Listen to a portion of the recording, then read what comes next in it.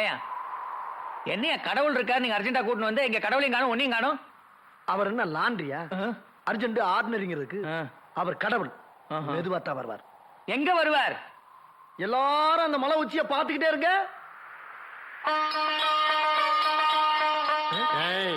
ஏதாவது கதகீது விட்டமாவன எத்தனை பேர் இருக்கிறாங்கன்னு பாத்துட்டீல்ல? கடவுளை காட்டலன்னா வாங்கின 100 ரூபாவை 200 ரூபாவை திருப்பி தரேன்னு சொல்லியிருக்க. நீ மட்டும் கடவுளை காட்டல. 200 200 அல்பம். கடவுளை காட்டலன்னா தலைக்கு 2000 ரூபாய் தரேன். 2000 ரூபாய். எல்லாரும் அங்கேயே பார். கடவுள் வருவார் பார். அப்பா வந்துட்டியா? ஐயா வந்துட்டியா? சொன்ன மாதிரியே வந்துட்டியப்பா. இவங்க முன்னால என் மானத்தை காப்பாத்திட்டியப்பா கடவுளே. எங்கடா எனக்கு ஒண்ணுமே தெரியலையடா. அங்க மாரியா எவ்வளவு பிரகாசமா நிக்கிறாருன்னு. ஐயா எங்க தெரியுறாரு? தெரியல உனக்கு? தெரியலையே. சத்தியமா தெரியல. சத்தியமா தெரியலையே. பாவம் பண்ணிட்டடா. பாவம் பாவம் பாவம் பண்ணிட்ட. பாவி பயலே. எவன் பொண்டாட்டி பத்தினியோ அவன் கண்ணுக்கு தாண்டா கடவுள் கண்டிப்பா தெரிவாரு. அங்க வர திரிக்கிறாரா? என்னையா நீ காணத்தனமா வளர்ற? என்னையா தெரியுது? அறிவு கட்டவனே 100 ரூபாய்க்கா இத்தனை பேர் மத்தியில் ஆத்துக்காரி விட்டு கொடுக்க முடியுமா? விட்டா நாளைக்கு இவனே ஆத்துக்காரி கையை பிடிச்சிருவான். ஆமா கடவுளே. ஊர்ல இருந்து வர்றப்போ ஒத்த பைசா கூட இல்லாம வந்தேன். ஆனா அந்த ஊர் இடிச்ச வாங்கிட்ட 50,000 ரூபாய் சம்பாதிச்சிட்டேன். இதே டைலாக்க வச்சு பக்கத்து ஊர்ல 1 லட்சம் ரூபாய் சம்பாதிச்சிட வேண்டியதான். வர்றேன் கடவுளே. ஐயா, ஒரு பெரிய விஷயத்தை சாதிக்க போறேன். அதுக்கு நீங்க தான் துணையா இருக்கணும். இதை உங்க காலம் நினைச்சு கும்பிடுறேன்.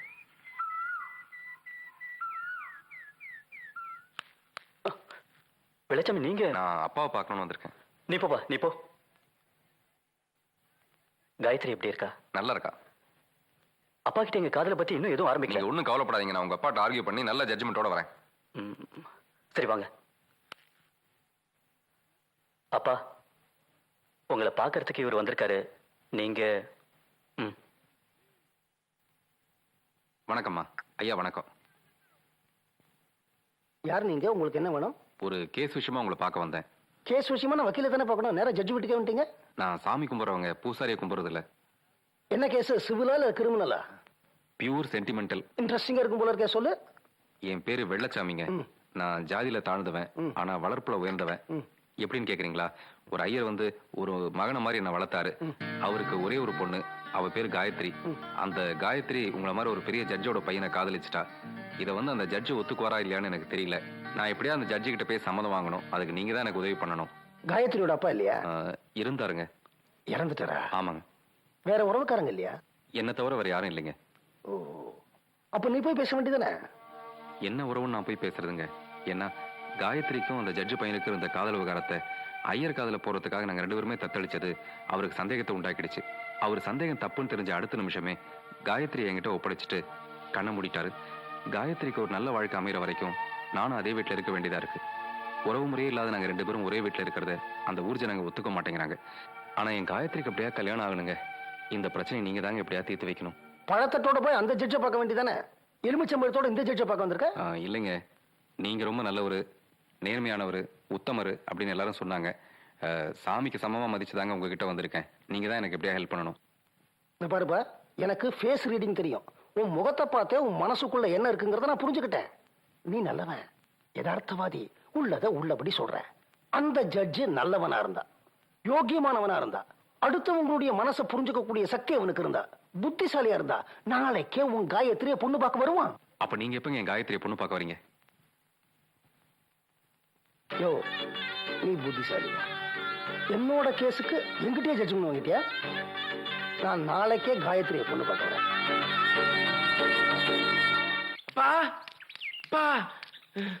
அந்த வெள்ளச்சாமி இருக்கான்ல, ஐயர் பொண்ணுக்கு பெரிய இடத்துல மாப்பிளை புடிச்சிட்டான். மாப்பிள்ளை யாரு? விஸ்வநாத ஐயர் பெரிய ஜட்ஜா. அவரோட ஒரே பையனுக்கு பேசி முடிச்சிட்டான். நாளைக்கு அவ பொண்ணு பார்க்க வரா. ஒரு கீழ் ஜாதி பையன் பிராமண பொண்ணுக்கு கல்யாணம் பண்ணி வைக்க போறானா? எப்படி பண்ணி வைக்க போறான்னு பாக்குறேன். உன்னுடைய இந்த முடிவு எனக்கு உடன்பாடு இல்ல. அதை பத்தி எனக்கு கவலை இல்ல.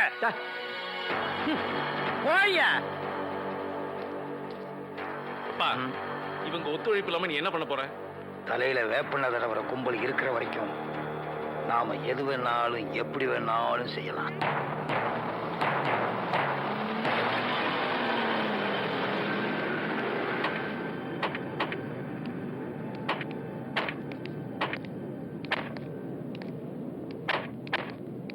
யார் நீங்க?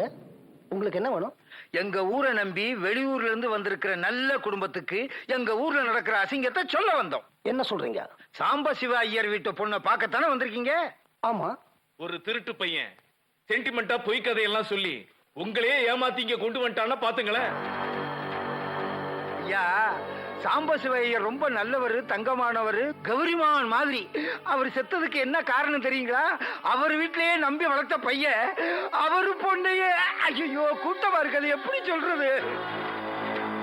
அவங்க 2 பேரும் நடவடிக்கையும் பிடிக்காம தான் 30 நாளைக்குள்ள கல்யாணம் பண்ணணும்னு ஊர் சொன்னது. ஆனா அவன் அந்த 30 நாளைக்குள்ள வேற ஒருத்தனுக்கு கல்யாணம் பண்ணி வைக்கணும்னு தான் உங்ககிட்ட பொய்ய சொல்லி இங்க வரவழைச்சிருக்கான். அவனை நம்பாதீங்க, ஏமாந்து போவீங்க. இது உங்க பையனுடைய வாழ்க்கை. என்னங்க, இந்த சம்பந்தம் நமக்கு வேண்டாங்க. இத பாருங்க, நீங்க இந்த ஊரை சேர்ந்தவங்க. நிச்சயமா இந்த விஷயம் என்ன விட உங்களுக்கு நல்லா தெரிஞ்சிருக்கும். இருந்தாலும் நான் ஒரு நீதிபதி. ஒரு பக்கம் மட்டுமே விசாரிச்சு தீர்ப்பு வழங்கினா அது தப்பாயிடும். நான் இப்ப பொண்ணு பார்க்க போறேங்கிறத விட ஒரு விசாரணைக்கு போறேன்னு வச்சுக்கோங்களேன். விசாரிச்சுட்டு நிச்சயமா நல்ல முடிவோட திரும்பி வரேன். இப்ப வழிவிட சொல்லுங்க. உங்களை நாங்க நம்புறோங்க. வழிவிடுங்க. ஏந்திரிங்கப்பா, வழி விடுங்க.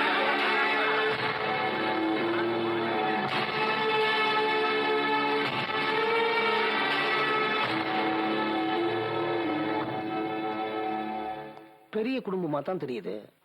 பையனும் பார்த்தா நல்லவனா தான் தெரியறான். ஏன் ஊர்ல இப்படி பேசிக்கிறாங்க? இதோ பாருங்க, நெருப்பு இல்லாம புகையாது. நெருப்பு இல்லாம புகஞ்சிருந்தா நான் ஒரு ஜட்ஜிடி, அதையும் பார்க்கணும்.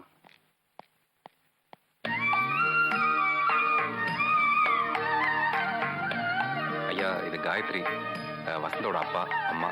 நமஸ்காரம் பண்ணிக்கிறேன். நல்லா இருக்கு. நன்னாருமா. எங்க காயத்ரி உங்களுக்கு பிடிச்சிருக்கா? என் பையன் செலக்ஷன் இல்லையா? நல்லா தான் இருக்கா. மற்றபடி நாங்க என்ன பண்ணணும்னு சொன்னீங்கன்னா, இந்த கல்யாணம் நடக்கணும்னா நீ வரதட்சணை கொடுக்கணும். எவ்வளவுங்க? பணமா இல்ல, பொருளாவா? இல்ல. பின்ன எப்படிங்க? நாங்க இந்த ஊருக்குள்ள நுழைஞ்ச போது ஒரு ஐயர் பெரிய கூட்டத்தை கூட்டி வழிமறிச்சு நின்னாரு. வெள்ளசாமியை நம்பாதீங்க, அவன் உங்களை ஏமாத்துறான், ஒரு 30 நாள் அவன் மேல நடவடிக்கை எடுக்க போறோம் அப்படின்னு சொன்னாரு. இந்த பாரு வெள்ளசாமி, நான் உன்னை நம்பலாம், என் பையன் அந்த பொண்ணை நம்பலாம். ஆனா என் பொண்டாட்டி உங்களை நம்பணுமே. உங்க மேல நம்பிக்கை இல்லாத ஒருத்தன் இந்த ஊரையே தப்பா நம்ப வச்சிருக்கான். அவன் வாயை நீ மூடிட்ட, இந்த ஊர் தன்னால தன் வாயை மூடிடும். அதைத்தான் நீ செய்யணும். அதுதான் நான் கேட்ட வரதட்சணை. இது எனக்கோ என் பொண்டாட்டிக்கோ நீ கொடுக்கிற வரதட்சணை இல்ல, உன் காயத்ரிக்கு நீ கொடுக்கிற வரதட்சணை. அதுக்கு வேண்டிய ஏற்பாடுகளை நீ பண்ற, முகூர்த்தத்துக்கு வேண்டிய ஏற்பாடுகளை நான் பண்றேன். ஓகே?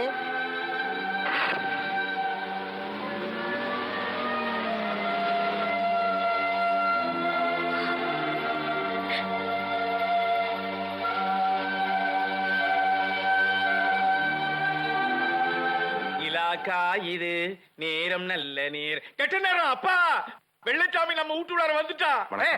நீ ஏன் வீட்டுக்குள்ள வந்த? உங்ககிட்ட கொஞ்சம் தனியா பேசணும். நீ என்ன என்கிட்ட தனியா பேச வேண்டியது இருக்கு? எனக்கும் காயத்ரிக்கும் உள்ள உறவை உங்ககிட்ட சொல்லணும். அதை இப்படி கூடத்துல வச்சு சொல்றது வெக்கமா இருக்கு. ஓ, அதுதான். வா அபிஷ்டு, இங்கே இருடா. நீங்க எல்லாம் இங்கே இருங்க, பர்சனல்.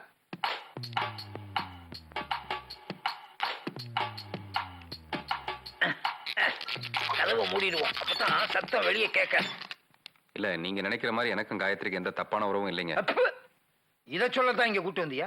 இத கீழே சொல்லிருக்கலாம்ல. இந்த படி ஏறி எத்தனை வருஷம் ஆச்சு தெரியுமா? உனக்காக ஏறி ஏறி முட்டி வலிக்குதுப்பா.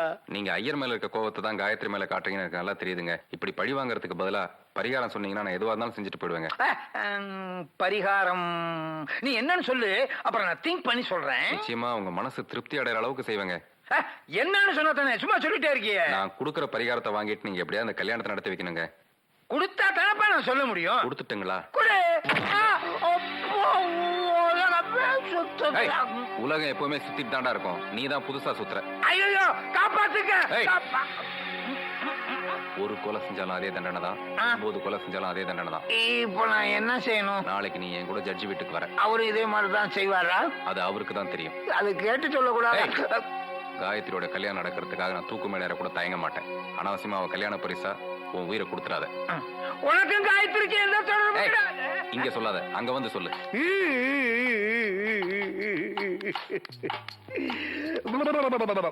சரி இந்தா.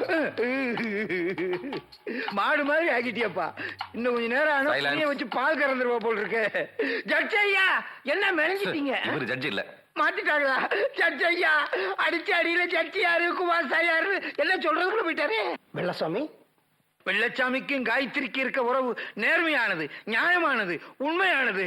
இது சத்தியம். நேத்தி வரைக்கும் அவங்க உறவை சந்தேகப்பட்ட நீங்க இன்னைக்கு எப்படி தூய்மையானதுன்னு சொல்றீங்க? நேற்று ராத்திரி என் கனவுல சாம்பசிவர் வந்து, டேய் வெள்ளச்சாமிக்கும் காயத்ரிக்கு இருக்க உறவு தெய்வீகமானதுன்னு சொன்னாரு. உடனே வெள்ளச்சாமியை தேடி கண்டுபிடிச்சு என் சொந்த செலவுல முதல்ல பஸ்ஸுக்கு டிக்கெட் வாங்கி கூட்டு வந்திருக்கேன். ஐயா பேஷா உங்க பையனுக்கும் காயத்ரிக்கும் கல்யாணத்தை நடத்தி வைங்கோ. நான் சொன்னதை நீ செஞ்சுட்ட. உன் விருப்பத்தை நான் நிறைவேற்றுறேன்.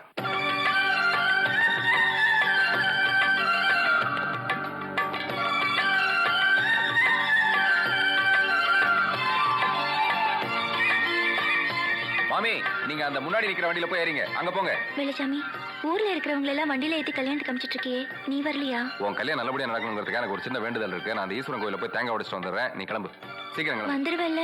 நான் வராம எப்படி கல்யாணம் சீக்கிரமா நடக்கும்? வந்துரு. போ. சரி, லேட் பத்திரமா போ. பண்ணிடாத. வரேன். நான் வரேன், போ. சந்தோஷமா போ. ஓம் கணானாந்த கணபதிம் தவாமஹே கபிஞ்ச வீரா. ரெடி ஆச்சான்னு போய் பாரு. இதோ சீக்கிரம் போ. பாத்துறேன். வாங்க வாங்க வாங்க. ஏப்பா, ஒரு சாதாரண கீழ்ஜாதி பையன் ஒரு ஐயருட்டு பொண்ணு கல்யாணத்தை எவ்வளவு சிறப்பா நடத்துறான் பாரு. நீ இருக்கிய. டேய் வெள்ளச்சாமி இங்க வர முடியாது. இந்த கல்யாணமும் நடக்காது. என்னப்பா சொல்ற? ஆமாடா, அவன் கொடுத்த பத்திரிக்கைய ஸ்ட்ரைட்டா சூலூர் சுப்பிரமணியத்துக்கு அனுப்பிச்சுட்டேன்.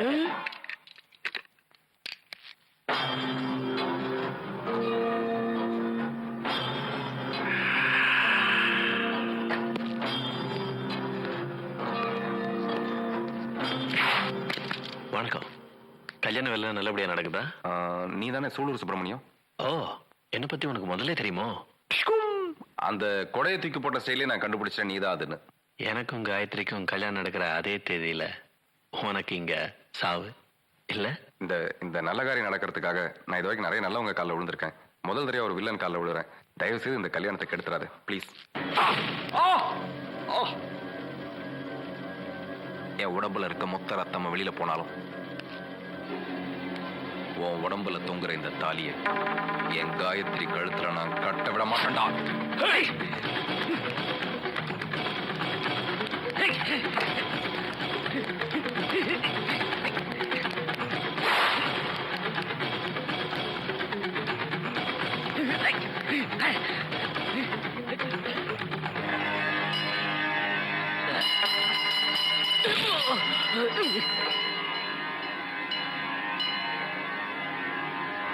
வெள்ளச்சாமி இன்னுமா வரல?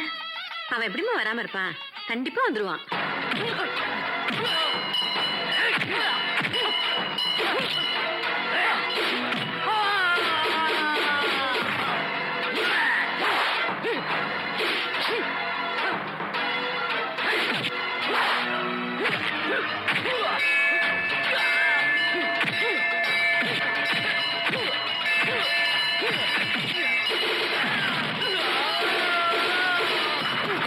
ஓம் வித விக்னாயஸ்ய பிரயாமதே.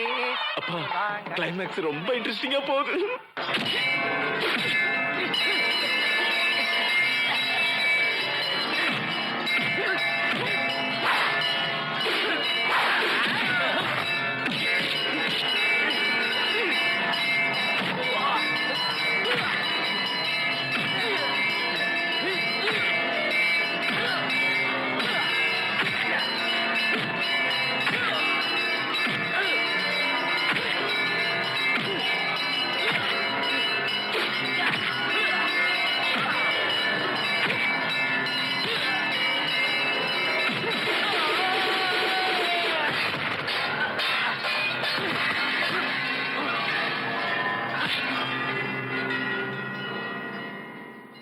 சர்வமங்களரூபானாம்ய கற்பூர நீலாந்தோபம் சமர்ப்பயாமி. ஓம் அக்னியே ஸ்வாஹா அக்னி त्वमेव ब्रह्मणे स्वाहा ब्रह्मं त्वमेव காயத்ரி வெளிச்சம் வந்தாச்சு. அப்போ சூலு சுப்பிரமணியன்.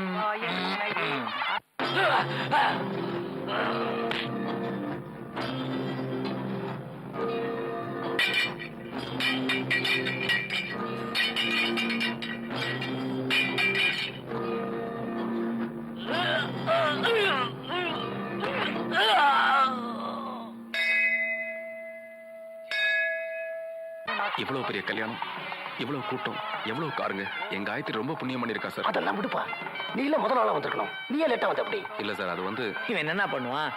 இப்போ பொண்ணுக்குன்னு சொல்லிக்கிறதுக்கு இருக்கிற ஒரே ஆள் இவன் தான். நிறைய ஜோலிகள் இருந்திருக்கும், அதான். சரி நீ வாப்பா. போப்பா. மாப்பிள்ளை அழைச்சிட்டு வாங்க. மாப்பிள்ளைய கூப்பிடுறது இருக்கட்டும், அதுக்கு முன்னால ஒரு முக்கியமான விஷயத்தை நான் இங்க சொல்லி ஆகணும். என்ன சாமி இந்த ஆள் மறுபடியும் குழப்பறான்? தெரியலையே. என்ன சொல்றதா இருந்தாலும் சபையில வேண்டாம், தனியா வந்து சொல்லுங்க. இல்ல, இந்த சபையில சொல்ல வேண்டிய விஷயம், எல்லாரும் முன்னாலும் சொல்ல வேண்டிய விஷயம். என்னது? உங்களை மாதிரி உயர்ந்த ஜாதியில் உள்ள பிராமணன் வெள்ளச்சாமி மாதிரி தாழ்ந்த ஜாதி பையன்கிட்ட ஏமாறக்கூடாது. வெள்ளச்சாமிக்கும் காயத்ரிக்கு இருக்கிற கள்ள தொடர்பு உண்மை, உண்மை, இது சத்தியம். இவங்களுக்குள்ள தப்பான உறவு இல்லைன்னு சொல்றதுக்காக அன்னைக்கு நான் உங்க வீட்டுக்கு வரல. இவன் என்ன அடிச்சு மிரட்டி கத்தியால குத்துவேன்னு சொன்னதுக்கு அப்புறம் தான் நான் உங்க வீட்டுக்கு வந்தேன். இத்தனை நாளா இவங்க 2 பேர் உறவு பொய்ன்னு தான் நினைச்சேன். எப்ப என்ன அடிச்சு வாயை மூட பார்த்தானோ அப்பவே இவங்க உறவு உண்மைன்னு புரிஞ்சுக்கிட்டேன். ஒரு கொலை பண்ணாலும் ஒரே தண்டனை தான், 9 கொலை பண்ணாலும் ஒரே தண்டனை சொல்லி என் கழுத்துல கத்தி வச்சு இல்ல, இப்ப என்ன கொலை பண்ணிட்டு நீ ஜெயிலுக்கு போ. நான் செத்தாலும் சாவனை தவிர ஜட்ஜி விஸ்வநாத ஐயரை ஏமாற விட மாட்டேன். அவர் வீட்டுக்கு நீ போனியா? அவர் நீ மிரட்டினியா? சொல்லு, அவரை மிரட்டி தான் என் வீட்டுக்கு கூட்டிட்டு வந்தியா? நான் மிரட்டி உண்மையை தான் சொல்ல சொன்னேன். இப்ப அவர் பொய் சொல்றாரு. கத்தியை காட்டி ஒரு பிராமணனை மிரட்டி இன்னொரு பிராமணனை ஏமாத்த பார்த்திருக்கேன். ஐயோ ஐயோ, அப்படிலாம் Don't உங்களுக்கு- talk. நான் சொல்றபடி செய். போய் அந்த மேடையில உட்கார்.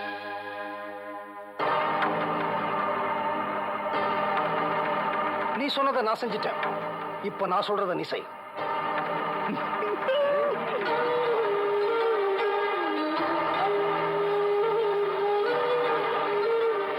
உட்காரு.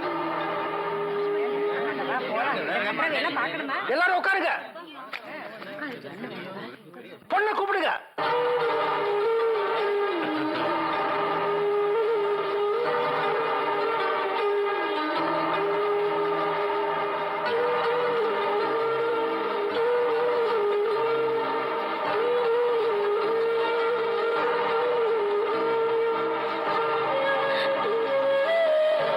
உங்க 2 பேருக்குள்ள இருக்கிற உறவு உங்களுக்கு மட்டும் தெரிஞ்சா போருமா? இந்த சபைக்கே தெரிய வேண்டாமா?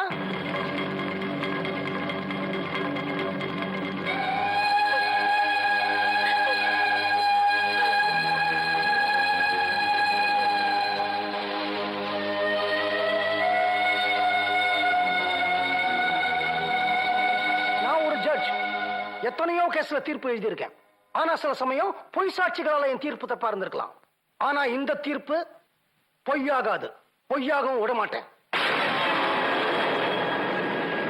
எத்தனை பொய் சாட்சிகள் ஒரு நிரபராதிய குற்றவாளின்னு சொன்னாலும் ஒரு ஜட்ஜ் அவன் முகத்தை வச்சு அவன் நிரபராதியா இல்ல குற்றவாளியான்னு கண்டுபிடிச்சிருவான். வெள்ளச்சாமி அந்த மணமேடையில உட்கார சொன்னேனே, அப்ப அவன் முகத்தை பார்த்தேன். காயத்ரி மணமேடைக்கு வந்த உடனே வெள்ளச்சாமி அந்த இடத்துல பார்த்தாலே, அப்ப அவன் முகத்தையும் பார்த்தேன். அந்த 2 முகங்கள்ல இருந்த உணர்ச்சிகள் இருக்கே, அதுவே எனக்கு சொல்லிடுச்சு அவங்களுக்குள்ள என்ன உறவு இருந்திருக்குன்னு. வெள்ளச்சாமி உன்னை மணமேடைக்கு கூப்பிட்டு உட்கார சொன்னது காயத்ரி பக்கத்துல உட்கார வைக்கல, காயத்ரியோ மடியில உட்காத்தி வைக்க. ஐயா, நான் எங்க ஜாதி வழக்கப்படி ஒரு தகப்பன் தன் மடியில பொண்ணை உட்கார வச்சு தாரவாத்து கொடுக்கறதா வழக்கம். அவளோட தகப்பு ஸ்தானத்துல இருந்து என் பையனுக்கு தாரவாத்து கொடுக்க சம்பந்தி. ஐயோ, உட்காருங்க சம்பந்தி.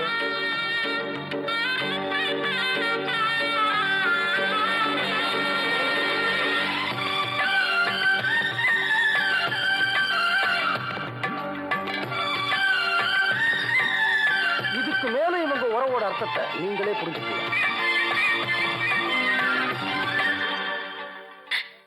இனிமே இவங்க உறவை பத்தி யாராவது தப்பா பேச முடியுமா?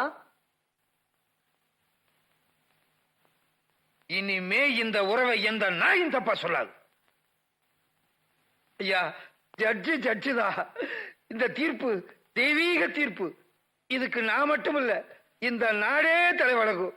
என்ன மன்னிச்சிருங்க ஐயா, என்ன மன்னிச்சிருங்க.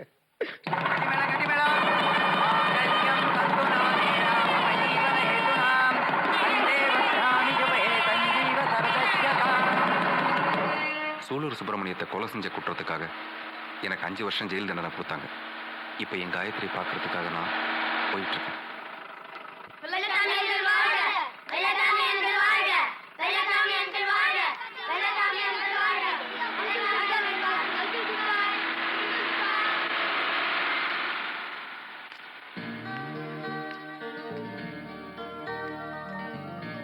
ஒரு நிமிஷம். வெள்ளசாமி, இதுவரைக்கும் நீ இவளுக்காக செஞ்சது போறோம். இனிமே நான் சொல்றது நீ செய். அங்க உனக்காக யார் காத்துட்டு இருக்காங்க பாரு.